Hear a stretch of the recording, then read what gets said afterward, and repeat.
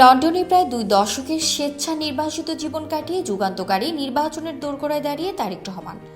বাংলাদেশের ইতিহাসে অন্যতম গুরুত্বপূর্ণ এই নির্বাচনে জয়ী হয়ে তিনি প্রধানমন্ত্রী হিসেবে দেশের হাল ধরতে পারেন।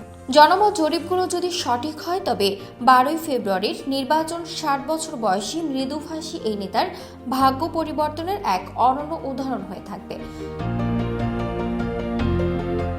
2008 সালে সেনা সমর্থিত তত্ত্বাবধায়ক সরকারের আমলে দুর্নীতির বিরুদ্ধে অভিযানের সময় গ্রেফতার হওয়ার পর উন্নত চিকিৎসার কথা বলে তিনি দেশ ছেড়েছিলেন।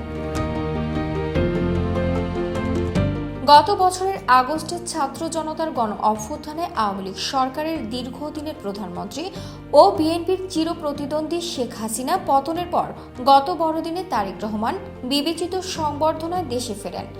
শেখ হাসিনা বর্তমানে ভারতের রাজধানী দিল্লিতে নির্বাসিত।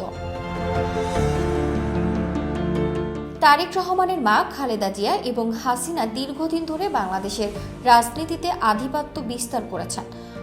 অন্যদিকে তারেক রহমানের বাবা জিয়াউর রহমান ছিলেন বাংলাদেশের স্বাধীনতার অন্যতম স্থপতি এবং 1977 থেকে 1981 সাল পর্যন্ত রাষ্ট্র ক্ষমতায় থাকার পর এক হত্যাকাণ্ডে প্রাণ হারান। ফারজানা একা, নিউজ ডেস্ক, জয় জয় দিন।